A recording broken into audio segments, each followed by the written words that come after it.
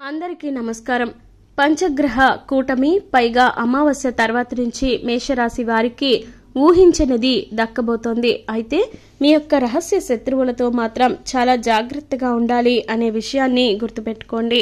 కాబట్టి ఈరోజు మన వీడియోలో మేషరాశి వారికి సంబంధించినటువంటి కొన్ని కీలకమైన పరిణామాలు ఏమిటి, అలాగే వీరి జీవితంలో పంచగ్రహ కూటమి అనేది ఏ విధమైనటువంటి పరిహారాన్ని ప్రభావాన్ని చూపిస్తుంది అనే విషయాలను కూడా ఈ రోజు మన వీడియోలో ప్రత్యేకంగా తెలుసుకుందాం. మరి ఇప్పటి వరకు మీరు గానీ మా ఛానల్ను ఇంకా సబ్స్క్రైబ్ చేసుకోకపోతే గనుక వెంటనే సబ్స్క్రైబ్ చేసుకోండి. అండ్ మా నుంచి వచ్చే ప్రతి వీడియో అప్డేట్ మీకు రీచ్ అవ్వాలంటే సబ్స్క్రైబ్ చేసుకున్న తర్వాత పక్కనే ఉన్న బెల్ ఐకాన్ని ట్యాప్ చేయండి. మీరు చేసే ప్రతి ఒక్క లైక్ మీ ఛానల్కు చాలా సపోర్టివ్గా ఇంకా ఎంకరేజింగ్గా కూడా ఉంటుంది. మరి వీడియోలోకి వెళితే గనుక మేషరాశి రాశి చక్రంలోని మొట్టమొదటి రాశి అశ్విని నక్షత్రం 4 పాదాలు, భరణి నక్షత్రం 4 పాదాలు, కృతిక 1వ పాదంలో జన్మించిన వ్యక్తులు మేషరాశి కిందకు వస్తారు. ఈ రాశికి అధిపతి కుజుడు లేదా మంగళుడు. కాబట్టి కుజగ్రహం ప్రభావం అనేది రాశి వారి మీద అధికంగా ఉంటుంది. అయితే మేషరాశి వారికి పంచగ్రహ కూటమి అనేది చాలా విశేషంగా కలిసిస్తుందని చెప్పాలి. అలాగే మీరు ఊహించని ఆకస్మిక ధనలాభం కలుగుతుంది. దీంతో పాటుగా కుజగ్రహం చూసుకున్నట్లయితే మీ రాశి నుంచి 12వ ఇల్లైన మీనరాశి నుంచి 1వ ఇల్లైన మేషరాశిలోకి ప్రవేశిస్తాడు. శుక్రుడు 2వ ఇల్లైన వృషభ రాశిలో సంచరించి ఆ తర్వాత 3వ ఇల్లైన మిథున రాశిలో తన సంచారాన్ని కొనసాగిస్తాడు. శుక్రగ్రహం అనేది ఎంతో అద్భుతంగా ఉంటుంది ఈ రాశి వారి మీద. బుధుడు ఈ సమయంలో పంచగ్రహ కూటమి తర్వాత నుంచి మీ రాశికి 2వ ఇల్లైన వృషభ రాశి నుంచి 3వ ఇల్లైన మిథున రాశిలోకి ప్రవేశించడం జరుగుతుంది. మిథున రాశిలో ఈ సమయం అంతా కూడా ఉండి ఆ తర్వాత 4వ ఇల్లైన కర్కాటక రాశిలో ప్రవేశించడం జరుగుతుంది. ఇక సూర్యుడు తన 2వ ఇల్లైన వృషభ రాశిలో సంచరిస్తాడు. ఆ తర్వాత తన సంచారాన్ని 3వ ఇల్లైన మిథున రాశిలో కొనసాగిస్తాడు. ఇక గురుగ్రహం చూసుకున్నట్లయితే ఈ పంచగ్రహ కూటమి తర్వాత నుంచి తన యొక్క సంచారాన్ని 2వ ఇల్లైన వృషభ రాశిలో కొనసాగిస్తాడు. అలాగే శని 11వ ఇల్లైన కుంభరాశిలో, రాహువు 12వ ఇల్లైన మీనరాశిలో మరియు కేతువు 6వ ఇల్లైన కన్యారాశిలో తమ సంచారాన్ని కొనసాగిస్తారు.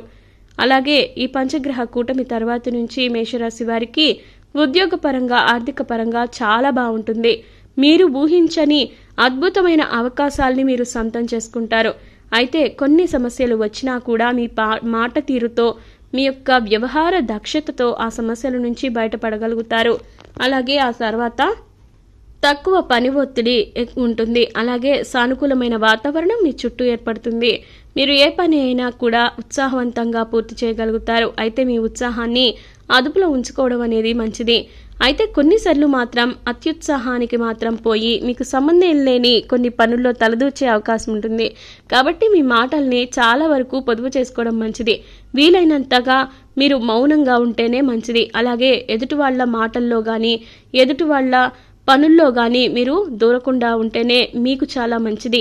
వాళ్ళు ఏదో అనుకుంటారని లేకపోతే మరింకేదో చేస్తారని మీరు మాత్రం మీ విలువను తగ్గించుకోవద్దు. మీరు మీ సహోద్యోగులు ఉన్నతాధికారులతో మంచి సంబంధాలను కలిగి ఉంటారు. అయితే వృత్తిలో మంచి మార్పు కూడా ఉంటుంది. దీని కారణంగా ఒత్తిడి పూర్తిగా తగ్గిపోతుంది. ఇక ఉద్యోగ రీత్యా కూడా మీరు ప్రయాణాలు చేస్తారు. ఆర్థికంగా మీకు ఇది చాలా మంచి సమయం అని చెప్పొచ్చు. గడిచిన 2 నెలల్లో చూసుకుంటున్నట్లయితే మీకు ఆర్థికంగా సామాన్యమైన సమయంతో సతమతమవుతూ ఉంటారు. కానీ ఈ పంచగ్రహ కూటమి తర్వాత నుంచి మీరు ఆ ఖర్చును అధిగమిస్తారు. అంతేకాదండి, అదనపు ఆదాయాన్ని కూడా కలిగి ఉంటారు. పెట్టుబడి పెట్టాలనుకునేవారు ఈ సమయంలో ఖచ్చితంగా మీరు ఏదైనా ప్రయత్నం చేయండి. మీకు అంతా కలిసొస్తుంది. ఇక వాహనాల కారణంగా కొంత డబ్బు అయితే ఖర్చయ్యే అవకాశం ఉంటుంది. కుటుంబ పరంగా మీకు మంచి అద్భుతమైన సమయంగా కనిపిస్తుంది. మీరు కుటుంబ శుభకార్యానికి కూడా హాజరవుతారు. ఒక శుభకార్యాన్ని మీ చేతులారా మీరే చేసిన వారు కూడా అవుతారు. కుటుంబంలో ఆనందాన్ని కలిగించే సంఘటనలు కూడా రావచ్చు. అలాగే మీరు మీ కుటుంబ సభ్యులతో మంచి సంబంధాలను కూడా కొనసాగిస్తారు. గతంలో ఉన్న సమస్యలన్నీ తొలగిపోతాయి. కుటుంబ సభ్యులతో కలిసి ప్రయాణం చేసే అవకాశం ఉంటుంది. మీ తల్లిగారి ఆరోగ్యం విషయంలో మాత్రం కొంచెం జాగ్రత్తలు తీసుకోండి.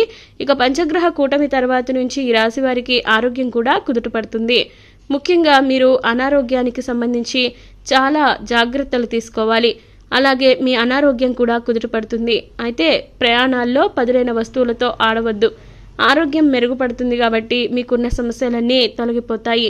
అయితే కొన్నిసార్లు కోపం కారణంగా ఆరోగ్యం విషయంలో ఇబ్బంది కలిగే అవకాశం ఉంది. వీలైనంత వరకు ప్రశాంతంగా ఉండడానికి ప్రయత్నించండి. వ్యాపారంలో ఉన్నవారు తమ వ్యాపారంలో మంచి ఎదుగుదలను కలిగి ఉంటారు. ఖర్చులు ఉన్నప్పటికీ ఆదాయం పెరగడం వలన వాటిని తట్టుకుంటారు. మీరు మీ వ్యాపారాన్ని గనక విస్తరించాలి అనుకుంటే ఈ పంచగ్రహ కూటమి తర్వాత నుంచి ఆ ప్రయత్నాలు చేయండి. ఖచ్చితంగా పెట్టుబడి పెట్టడంలో కూడా మీకు బాగా కలిసొస్తుంది. విద్యార్థులకు కూడా ఇది చాలా మంచి సమయంగా కనిపిస్తుంది.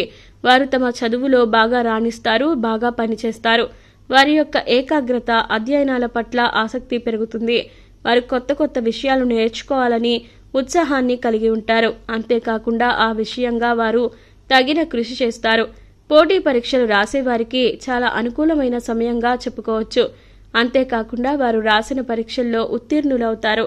ఇంకా మీరు ఏది అనుకుంటే అది సాధించేందుకు మీ ప్రయత్నం ఎక్కడా కూడా ఆపకండి. అలాగే మీకు ఏదైనా సమస్యలు ఉన్నా లేదంటే ఏదైనా విదేశాలలో చదువుకోవాలన్న ఆసక్తి ఉన్నా కూడా ఖచ్చితంగా ఆ విషయంపై మీరు ప్రయత్నించండి. ఎట్టి పరిస్థితుల్లోనూ మీరు వెనకడుగు మాత్రం వేయొద్దు. మేషరాశి వారికి ఎంతో అదృష్టవంతమైన కలిసొచ్చే కాలంగా కనిపిస్తుంది కాబట్టి మీరు ఏ పనైనా చేసినా అందులో విజయవంతంగా ముందుకు వెళతారు. అలాగే ఈ రాశి వారు మీరు ఊహించని అద్భుతమైన ఒక పరిస్థితి అనేది కలుగుతుంది.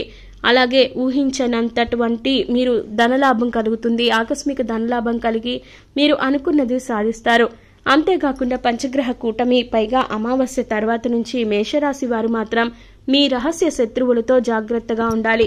రహస్య శత్రువులంటే మీ చుట్టూనే ఉంటారు, కానీ వారు మీకు శత్రువులుగా కూడా పరిగణించలేము. ఎందుకంటే వారు మిమ్మల్ని నమ్మించి నట్టేట ముంచడానికి ఎదురు చూస్తూ ఉంటారు.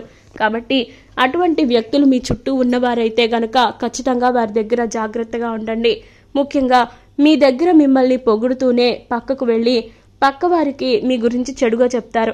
అంతేకాకుండా ఉద్యోగంలో కానీ, వ్యాపారంలో కానీ, వ్యాపార భాగస్వాములు కానీ, ఇంట్లో ఉన్న వాళ్ళు కానీ, ఇలా ఎవరైనా కానివ్వండి, మీరు మాత్రం చాలా జాగ్రత్తగా ఉండవలసినటువంటి పరిస్థితి ఉంటుంది.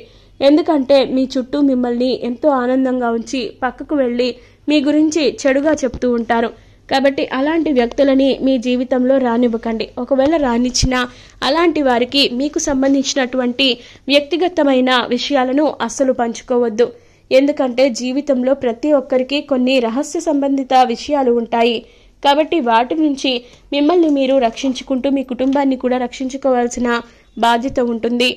కాబట్టి ఈ విషయాన్ని మాత్రం గుర్తుపెట్టుకోవాలి. అలాగే మీరు ఏదైనా విషయంలో ఏదైనా నిర్ణయం తీసుకునేటప్పుడు మీ తల్లిదండ్రులని లేదా మీ పిల్లల్ని లేదంటే మీ జీవిత భాగస్వామిని తప్ప వేరే ఎవరిని కూడా సలహాలు సూచనలు అడగండి. ఏదైనా కొన్ని సందర్భాలలో మీ శ్రేయోభిలాషుల్ని కానీ లేదంటే మీ సన్నిహితుల్ని కానీ సలహాలు సూచనలు అడగండి. అయితే తుది నిర్ణయం మాత్రం మీదే అయి ఉండాలి. ఇక ఇలాంటి మరెన్నో ఇంట్రెస్టింగ్ వీడియోస్ కోసం మా ఛానల్ను సబ్స్క్రైబ్ చేసుకోండి. ఈ వీడియో ఎక్స్ప్లెనేషన్ కనుక మీకు నచ్చినట్లయితే లైక్ చేసి మీ ఫ్రెండ్స్ అండ్ ఫ్యామిలీస్కి షేర్ చేయండి. ధన్యవాదాలు.